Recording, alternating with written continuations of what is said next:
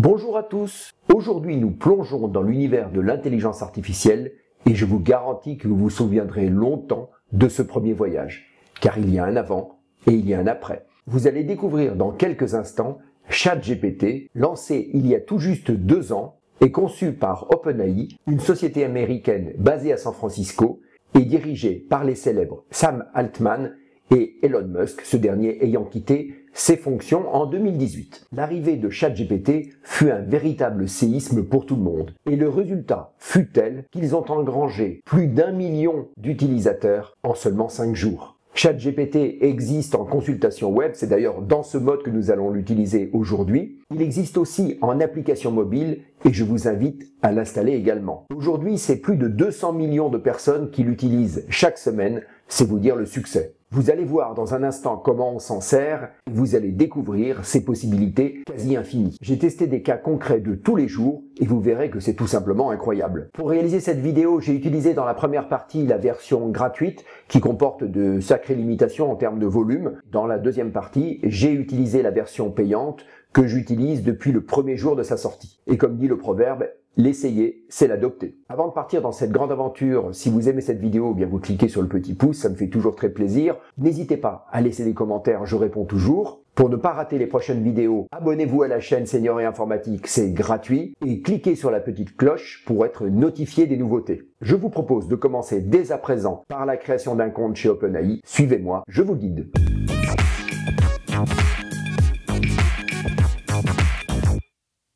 En premier lieu, nous allons créer un compte chez OpenAI. OpenAI est la société qui a conçu ChatGPT et qui le commercialise. Pour ce faire, nous allons prendre notre navigateur préféré. Alors ça peut être Firefox, Edge, Chrome, Safari, peu importe en fait, puisque nous allons visiter le site web de ChatGPT. Saisissez dans votre navigateur l'adresse que j'affiche à l'écran, chatgpt.com.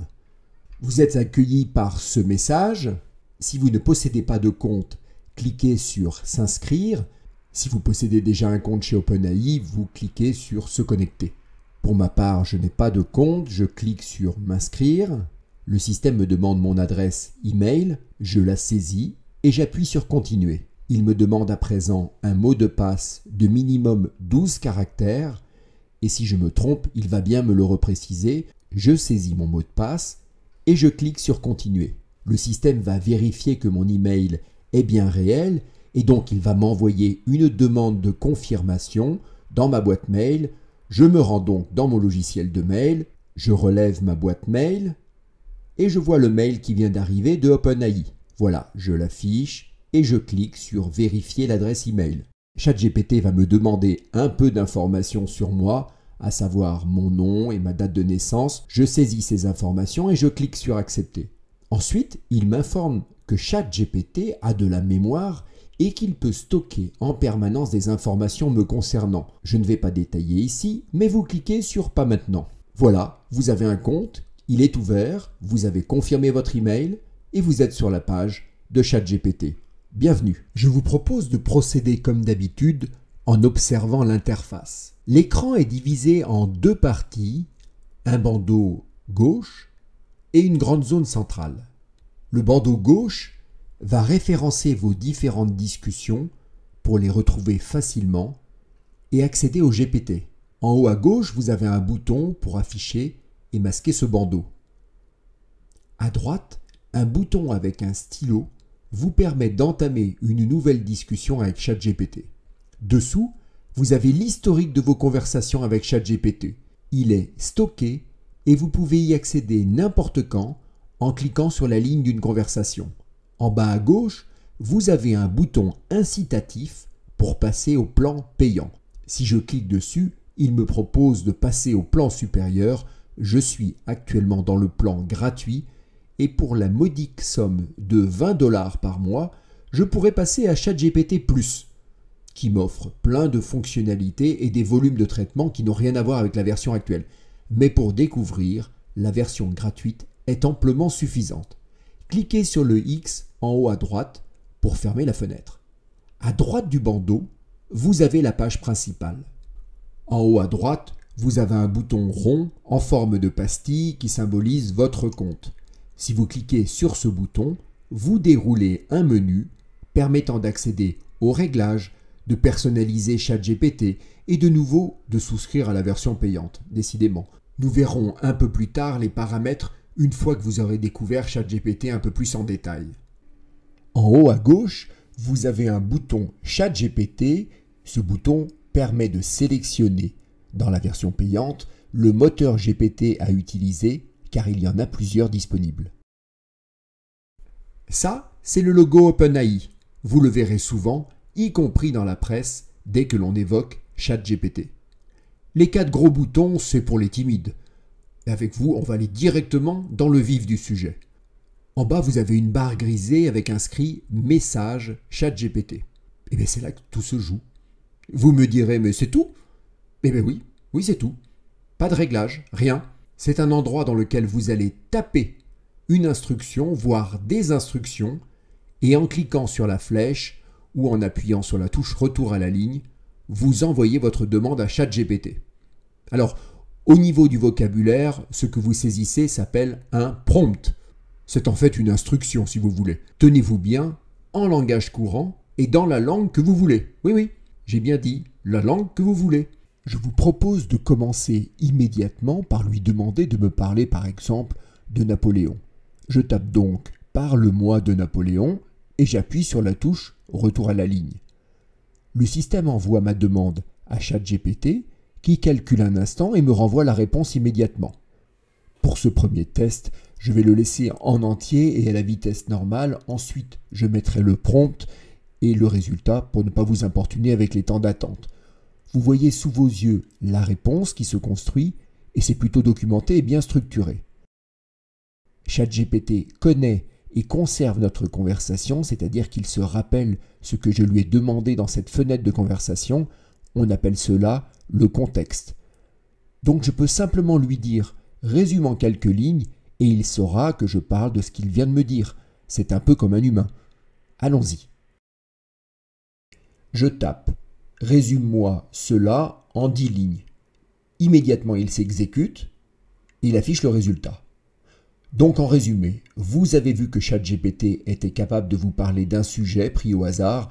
Ça va de l'histoire en passant par la botanique, la musique, l'informatique, la médecine, etc. Sachez qu'il a été entraîné sur des milliards de documents et qu'il n'existe pas à ma connaissance de domaine qu'il ne connaît pas.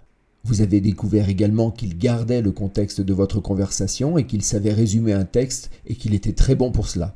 Je vais aborder l'interface de la fenêtre de discussion. Vous n'avez pas forcément prêté attention, mais lorsque la réponse de ChatGPT dépasse la fenêtre visible, ce qui est arrivé tout à l'heure, il affiche un petit logo en forme de flèche pour vous dire « Attention, il y a encore du texte plus bas ». Vous pouvez également à tout moment interrompre ChatGPT en cliquant sur le carré à droite.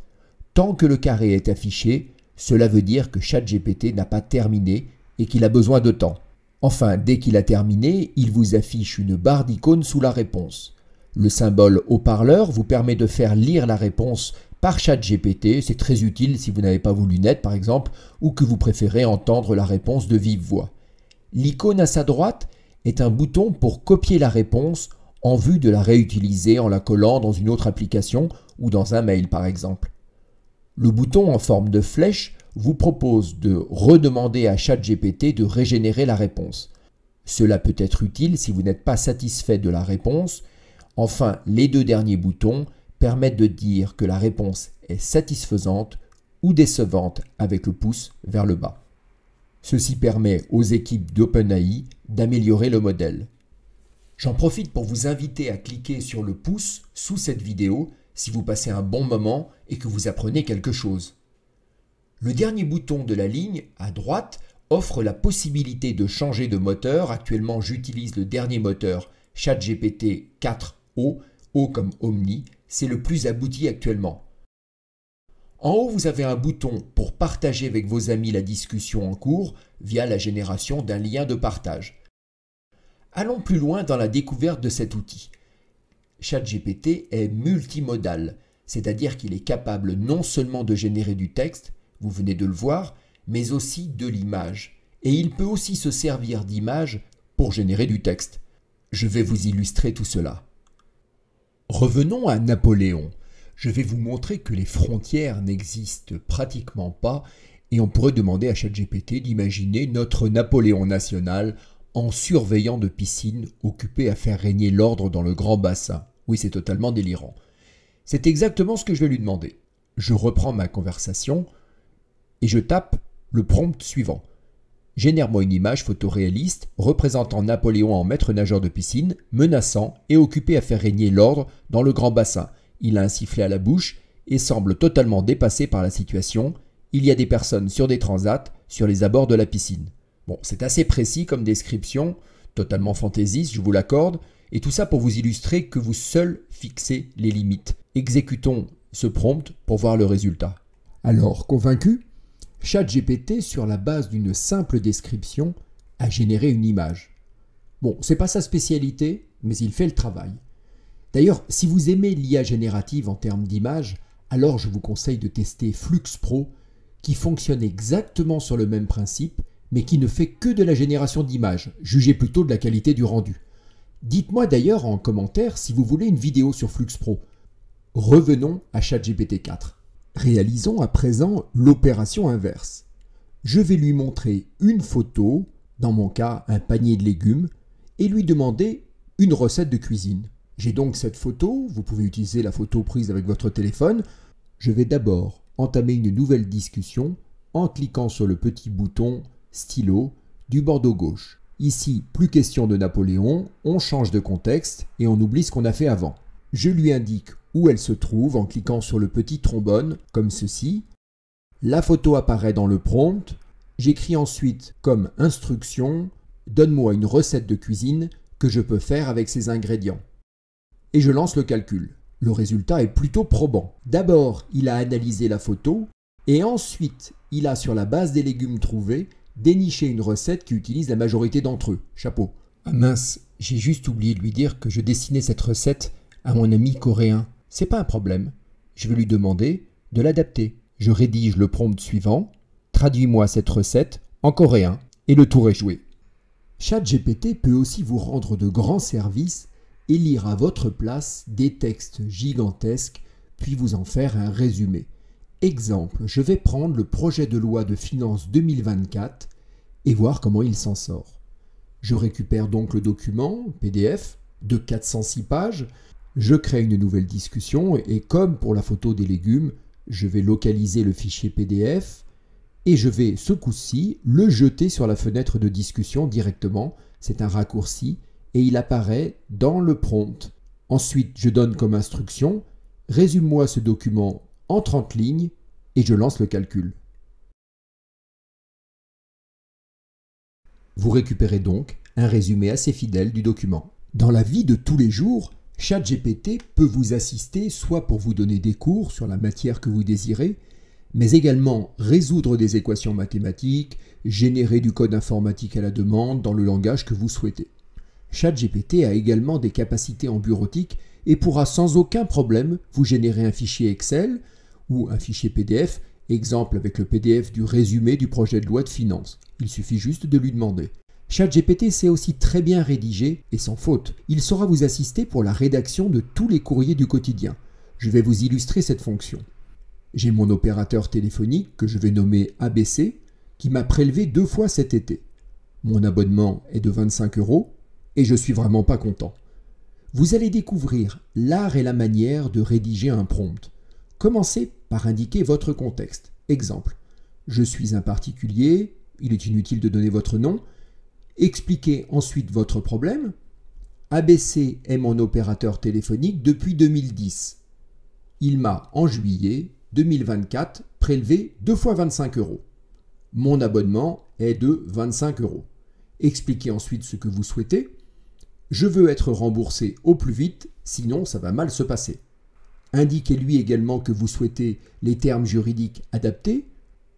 Exemple, inclure les mentions juridiques. Et enfin, dites-lui de rédiger le projet de lettre et le ton de la lettre si nécessaire. Rédige le projet de lettre de réclamation avec un ton très officiel. En résumé, le prompt sera « Je suis un particulier, ABC est mon opérateur téléphonique depuis 2010, il m'a en juillet 2024 prélevé 2 fois 25 € alors que mon abonnement est de 25 €. je veux être remboursé au plus vite, sinon ça va mal se passer, inclure les mentions juridiques, et enfin, je lui dis rédige le projet de lettre de réclamation avec un ton très officiel. Je colle ce prompt dans une nouvelle discussion et je lance le calcul. Voici ma lettre qui est prête, pensez à bien la relire et à vérifier tous les éléments, pensez également à la personnaliser et le tour est joué. Je vais vous montrer la capacité de ChatGPT d'une part à comprendre un texte même sous la forme de vers et en vieux français, mais également à le réécrire et comme vous le souhaitez. Pour ce faire, je vais utiliser un poème de Pierre de Ronsard. Je vais d'abord indiquer à ChatGPT réécrire le texte ci-dessous dans le style du dialoguiste Michel Audiard, ça promet, puis je vais coller dans le prompt le poème comme ceci à la suite. Je lance le calcul et voici le poème réécrit par ChatGPT. Je vous laisse apprécier le résultat. Enfin, pour terminer cette vidéo, je vais demander à ChatGPT de me préparer 3 jours à Venise avec une amie en lui précisant que j'ai mal à la hanche et que je souhaite ne pas trop marcher. Pour ce faire, vous avez compris le principe, vous ouvrez une nouvelle discussion et vous indiquez le prompt suivant. Peux-tu me préparer un programme détaillé d'un séjour de 3 jours à Venise avec une amie, j'ai mal à la hanche, je souhaite ne pas trop marcher, j'aime beaucoup l'art vénitien. Je lance le calcul et ChatGPT va se transformer en tour opérateur et me présenter mon programme touristique détaillé. Vous pourrez en dialoguant avec lui apporter toutes les modifications nécessaires, lui demander des précisions sur telle visite ou tel monument, bref, il est incollable.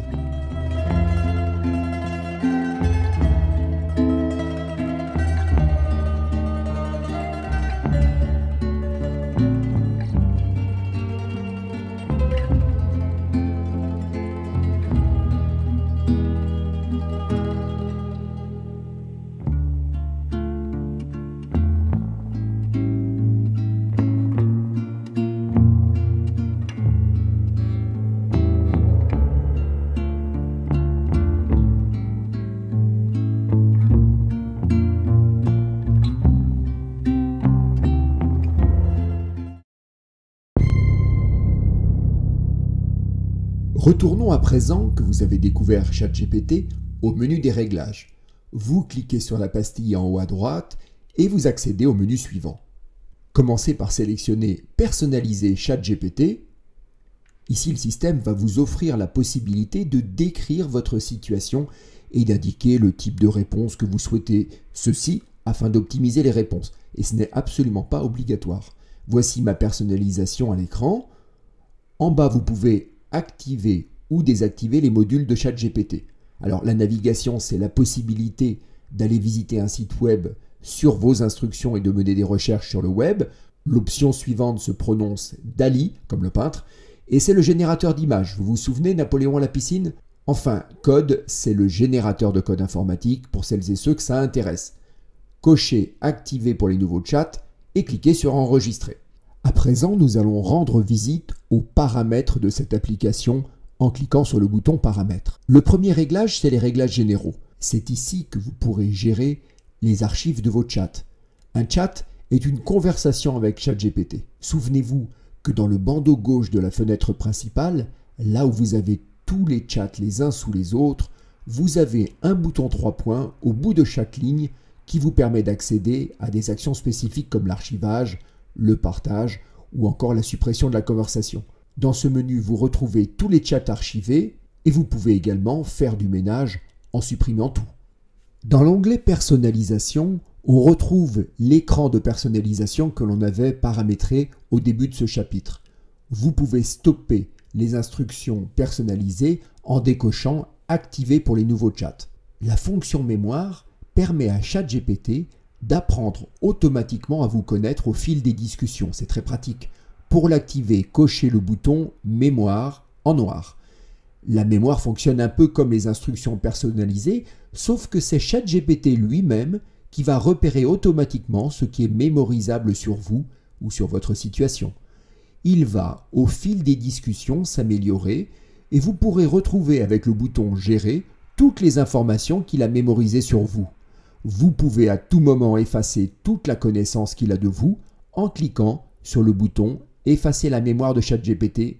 Pour forcer une mise en mémoire, une astuce consiste à lui dire dans un prompt « Souviens-toi que je suis végétarien » et il stockera cette information dans sa mémoire tout en vous le précisant. Les fonctionnalités vocales vous permettent de régler le type de voix qui va lire la discussion via le bouton haut-parleur en bas de chaque réponse. La gestion des données comporte un réglage important. Par défaut, l'amélioration du modèle de ChatGPT est activée pour tous. Cela veut dire que vos chats servent en permanence à améliorer la connaissance de ChatGPT et sa compréhension du langage et des interactions. Cette fonction profite bien sûr à tous. Cependant, si vous souhaitez que ChatGPT n'utilise absolument pas vos données pour s'améliorer, alors vous pouvez désactiver cette fonction. Voilà pour les principaux réglages de ChatGPT. Pour fermer la fenêtre des paramètres, cliquez sur le X en haut à droite. Partons à la découverte des GPT, ces modules de ChatGPT personnalisés et très spécialisés. Ils sont mis au point par des développeurs de la communauté et sont mis à la disposition des utilisateurs. Dans le bandeau gauche, vous avez un bouton « Explorer les GPT » qui vous amène droit sur un moteur de recherche. Pour cet exemple, je vais vous montrer un de mes GPT qui se nomme Job Finder. Je l'ai développé afin d'aider les adolescents à trouver leur voie ou leur métier. Ainsi, j'ai contraint ChatGPT à poser une série de 10 questions d'orientation, puis d'affiner les réponses et d'échanger avec le jeune pour aboutir in fine à une liste réduite de métiers. ChatGPT connaît tous les métiers. C'est donc facile pour lui d'orienter le jeune par rapport aux réponses qu'il a fournies. N'hésitez pas à l'essayer, vous serez surpris du résultat. Je vous mets le lien dans les commentaires de cette vidéo. Il existe des milliers de GPT. Certains sont privés et réservés au monde de l'entreprise. D'autres vont vous aider à créer un logo, vous aider à relire un texte et corriger vos fautes de syntaxe et d'orthographe. Des GPT s'occuperont de vos plantes avec une simple photo. Ils vous conseilleront sur les traitements recommandés. Bref, vous avez de quoi vous divertir en partant à la découverte de ces modules. N'hésitez pas, quand le message d'un GPT est en langue étrangère, à le couper net et à lui demander d'échanger en français. Il sait le faire sans aucun problème. Quand vous serez bien familiarisé avec ChatGPT, eh bien vous pourrez vous-même concevoir vos propres GPT en cliquant sur le bouton noir en haut « Créer ». Je vous expliquerai cela en détail dans une prochaine vidéo si vous le souhaitez.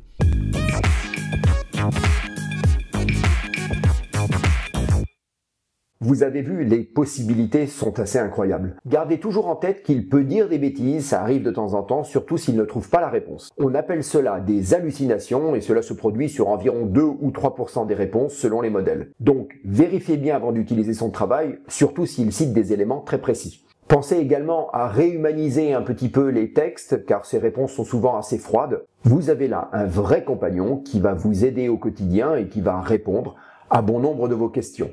N'ayez pas peur d'être créatif et de l'emmener sur des terrains nouveaux. Il sait quasi tout et un ami médecin me disait encore l'autre jour qu'il se sentait totalement dépassé devant l'ampleur de sa connaissance et la qualité de ses réponses. Je ne vais pas rentrer ici en détail sur le fonctionnement de ChatGPT, retenez seulement qu'il utilise un réseau neuronal qui s'appelle Transformer, un peu à l'image d'un cerveau humain, et il a été entraîné avec des milliards de documents. Dites-moi d'ailleurs dans les commentaires si vous voulez une vidéo dédiée à son fonctionnement. Je vous dis à très bientôt, salut!